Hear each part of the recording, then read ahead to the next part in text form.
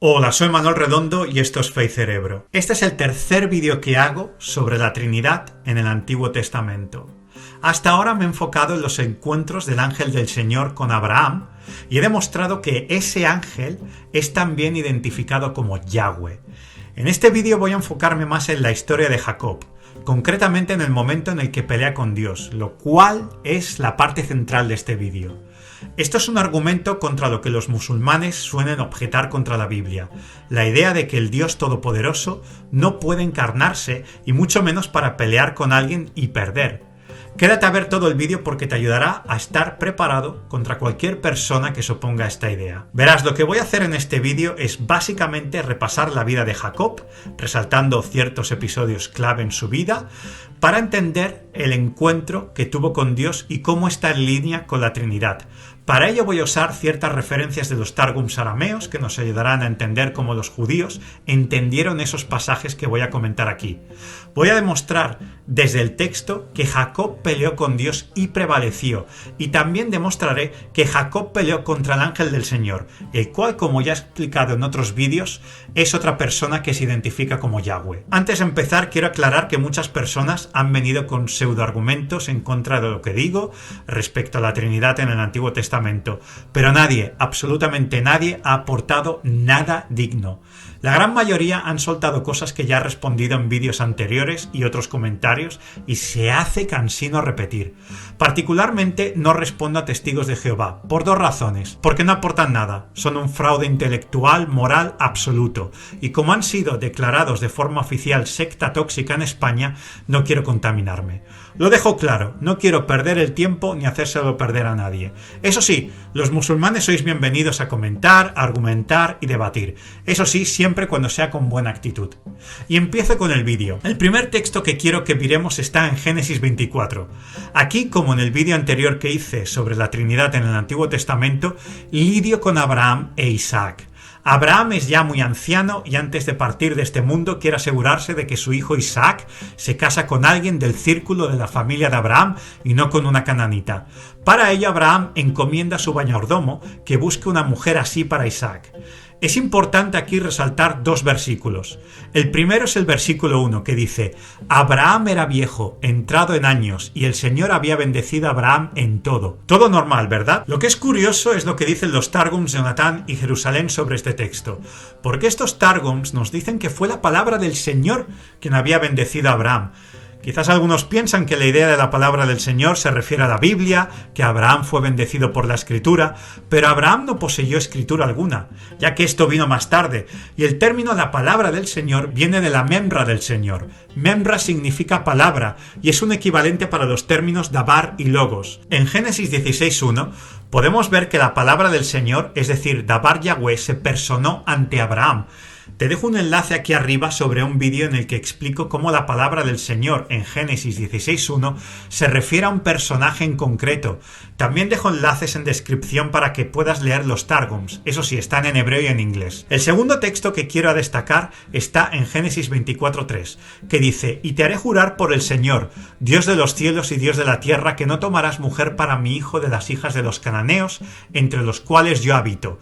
En los Targums que he dicho antes, Abraham le dice a su siervo: y te haré jurar por el nombre de la palabra del Señor. Como puedes ver, este personaje conocido como la palabra del Señor es un objeto de juramentos, algo que solo le pertenece a Dios. Y ahora quiero ir al tercer texto. Esto está en Génesis 28:13, que es cuando Jacob huye de Saúl y deja la casa de sus padres y pasa la noche a la intemperie, y mientras duerme ve una escalera que une el cielo y la tierra, y los ángeles suben y bajan, y Dios está ahí. Bien, el texto dice: y he aquí el Señor estaba sobre ella, y dijo: yo soy el Señor, el Dios de tu padre Abraham y el Dios de Isaac. La tierra en la que estás acostado te la daré a ti y a tu descendencia. Pues bien, el Targum no dice el Señor estaba sobre ella, la escalera, sino que sobre él, Jacob.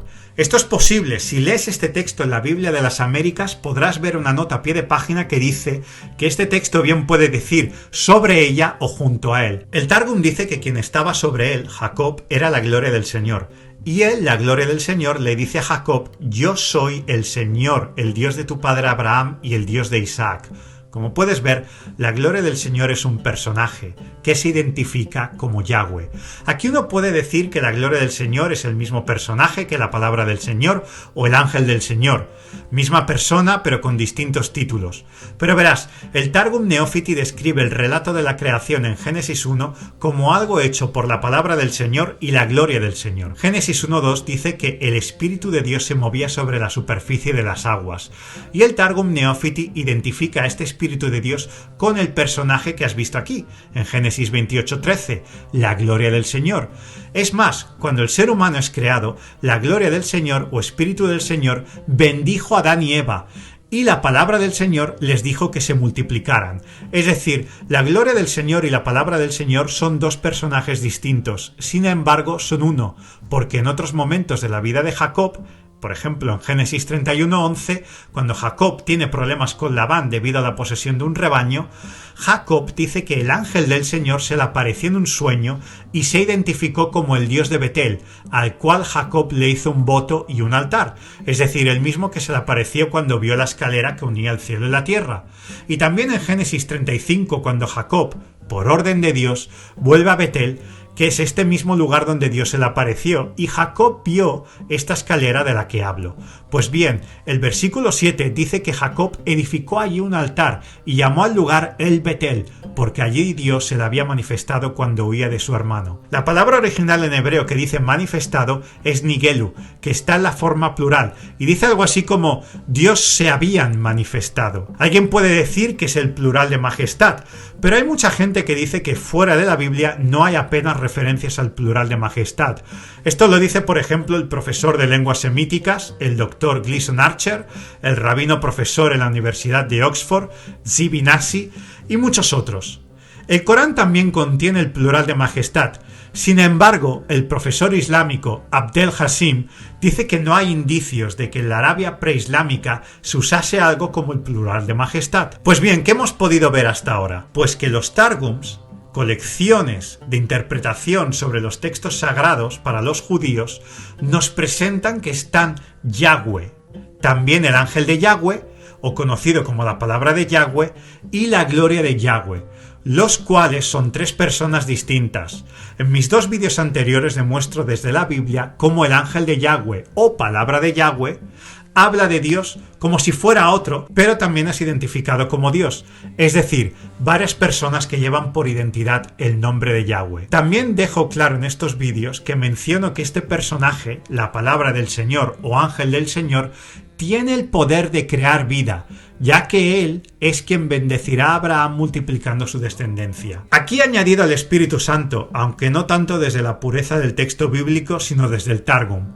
El punto importante aquí no es tanto la validez de los Targums, sino que los propios judíos no cristianos entendieron que cuando los patriarcas vieron a Dios, vieron a estos personajes que digo. Por cierto, los Targums son validados incluso en el Talmud. Dejo referencias en descripción. Y ahora voy a ir al momento en el que Jacob pelea con Dios. Pero antes voy a hacer un repaso rápido de la vida de Jacob para entender bien el contexto de este encuentro. Ya en Génesis 25 podemos ver el nacimiento de Jacob. Esaú nace primero, pero Jacob sale justo después, agarrándose del talón de su hermano. Esto es como un vaticinio de lo que será el futuro de ambos hermanos. De hecho, por eso el nombre de Jacob, suplantador. Y es de hecho lo que pasa. Esaú llega un día con un hambre que se muere y le pide a Jacob que le cocine algo. Y Jacob le dice que lo hará, pero a cambio de la primogenitura. Esaú dice sí, y Jacob suplanta a Esaú como el primogénito de la familia. Si esto fuera poco, Jacob suplanta la bendición que Isaac quiso dar a Esaú, y aquí Jacob tiene que huir. Recuerda esto, Jacob huye de sus problemas. En su huida, Jacob tiene un encuentro con Dios en el cual ve esa escalera que conecta el cielo con la tierra y hace un voto a Dios. Jacob llega a las tierras de Labán, trabaja para él, se casa, tiene hijos, pero hay tensiones socioeconómicas con Labán. La situación es límite y Dios mismo le dice a Jacob que vuelva a Canaán y deje a Labán. Jacob huye de Labán. Sin decírselo, Labán persigue a Jacob, parece que la sangre va a llegar al río, pero Dios hace que la situación se calme y acabe de forma correcta. Y ahora, por orden de Dios, Jacob tiene que volver a su tierra natal, donde teme encontrarse con Esaú, y aquí llegamos al momento donde Jacob pelea con Dios. Pues bien, Voy a Génesis 32. Me concentraré en lo que es el encuentro de Jacob con un ser misterioso. Esto está en los versículos que van del 22 al 32. Como seguramente sabes, Jacob tiene una pelea con este ser y prevalece. Los cristianos, por lo general, creemos que este ser misterioso es Dios, pero para los musulmanes esto no puede ser cierto porque Dios ni puede encarnarse ni puede perder una pelea, ya que es todopoderoso. Sobre encarnarse ya hablaré con más detalle en otros vídeos, pero básicamente niegan que Jesús no es Dios porque Dios no puede pasar hambre y sufrir limitaciones, y Dios no puede ser un hombre que pelee con otro hombre y pierda la pelea. Sobre esto hay que destacar que el Corán muestra a Dios como alguien con ojos, cara y dedos. Alguien puede decir que son expresiones antropomórficas para que el ser humano pueda comprender lo incomprensible. Pero Sahih Bukhari Hadith 4919 y Sahih Muslim Hadith 183 dicen que en el día del juicio final Allah será visible para todos. Y esto es más que una expresión antropomórfica. Y ahora voy al texto. El ser que se le aparece a Jacob es Dios, porque Jacob mismo lo dice en el versículo 30. Él dice: he visto a Dios, Elohim, cara a cara, y ha sido preservada mi vida. De hecho, Jacob llama a ese lugar Peniel, que significa el rostro de Dios. Además de esto, aquí ocurre un patrón que se repite en la Biblia, un encuentro con un ser misterioso cuyo nombre no es revelado, pero se sabe que ese ser es Dios. En Jueces 13, los padres de Sansón tienen un encuentro con un ser misterioso, el cual no saben al principio que se trata del ángel del Señor, pero cuando le preguntan el nombre, este ser responde: ¿por qué preguntas por mi nombre? Que es admirable. Y casi inmediatamente después se dan cuenta de que ese ser era Dios, y como Jacob se quedan asombrados de haber visto a Dios cara a cara y haber sobrevivido. Es probable que haya gente preguntándose por qué es que hay gente en el Antiguo Testamento que vio a Dios cara a cara, cuando Juan 1.18 dice que a Dios nadie le ha visto jamás. Bien, hay dos posibilidades. La primera es que Juan 1.18 se refiere al Padre. La segunda es que no se trata de ver, sino de exégesis de Dios. Juan 1.18 dice que es Jesús quien ha dado a conocer a Dios. La palabra que aparece por conocer viene del griego exegeomai, que es de donde viene la palabra exégesis. Esto se refiere a dar a conocer con lujo de detalle. Esta palabra aparece varias veces en el Nuevo Testamento. Por ejemplo, Lucas 24:35 dice: y ellos contaban sus experiencias en el camino y cómo le habían reconocido en él partir el pan. Esto se refiere a los discípulos que iban de camino a Emaús, y Jesús se queda con ellos. Estos discípulos conocían a Jesús, pero no le reconocieron porque, como dice el versículo 16, los ojos de estos discípulos estaban velados precisamente para que no lo reconocieran. Por lo tanto, cuando reconocieron a Jesús, no es porque no le vieron jamás, sino que reconocieron precisamente a alguien que ya habían visto antes. Sigo con Jacob y ahora voy a la idea de que el ser con quien peleó no pudo ser Dios, porque Dios es todopoderoso y no perdería una pelea. Dios no perdió la pelea porque era más débil, sino que este era su propósito con Jacob. Recuerda, Jacob se ha pasado su vida huyendo de sus problemas, y Dios trasciende la situación de su amado Jacob. Como un buen padre, lo pone a prueba por el bien de su hijo.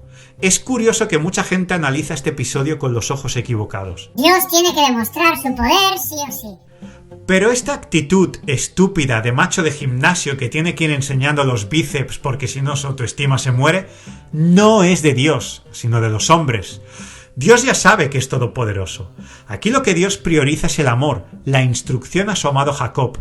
Jacob no necesita saber quién es más fuerte, sino afrontar sus problemas, es decir, llegar a ser más fuerte. El contexto aquí es Jacob volviendo a su tierra natal y afrontando la posibilidad de encontrarse con su hermano Esaú. Es vital que Jacob se afirme en una decisión de afrontar el pasado. Es más, si el texto nos deja algo claro sobre quién es más fuerte, ese es Dios, que con un simple toque le disloca la coyuntura del muslo de Jacob.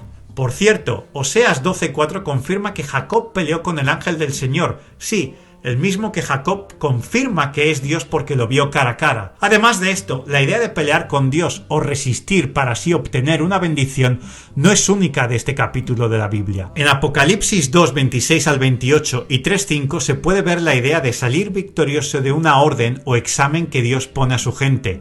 Y una vez se sale victorioso, se disfruta de la bendición. Y por último, Génesis 32:28 nos dice que Dios le cambia el nombre a Jacob por Israel, que significa el que lucha con Dios. De hecho, el mismo texto lo confirma. Esto es muy curioso porque el nombre Israel aparece en el Corán y en la literatura islámica. Esto lo podemos ver en Corán 3:93. También en Corán 19:58 podemos ver que hay una referencia a los descendientes de Abraham y a los descendientes de Israel. Por lo tanto, Israel es una persona. Y en Tanwir al-Mikbas min Tafsir de Ibn Abbas podemos ver que Israel es Jacob. Eso nos dice claramente que o bien el Corán aprueba la historia narrada en Génesis 32 o el Corán ignora que el significado del nombre Israel es el que pelea con Dios. En cualquiera de los dos casos, el Corán está en un gran problema, y como el mismo Islam admite el nombre de Israel, no nos queda más remedio que confiar en lo que dice Génesis 32 con todas sus consecuencias, ya que no hay otra historia que nos diga el origen del nombre Israel. Con esto he terminado el vídeo. Hemos podido ver desde el texto que el ángel del Señor es Dios, es Yahweh, pero como hemos visto en los 3 vídeos que he hecho hasta ahora, este ángel también se refiere a Dios como otro. Y de hecho el título Ángel del Señor implica que el Señor es otro, pero este ángel también es el Señor. Esto es lo que la palabra dice. He hecho también una breve introducción al Espíritu Santo y llegaré a mostrar no tanto desde los Targums, sino desde las Escrituras, cómo este Espíritu de Dios o gloria del Señor es Yahweh. También hemos visto que Dios puede ser todopoderoso y dejar que uno de sus hijos amados prevalezca en una pelea con él por el bien de este hijo, para que este hijo sea fuerte. Y además de esto hemos visto que el nombre de Israel significa que pelea con Dios, y esto está en el Islam. Problema de ellos. Suscribíos, comentad, darle like y dar a conocer este material. Nos vemos aquí, en Fe y Cerebro.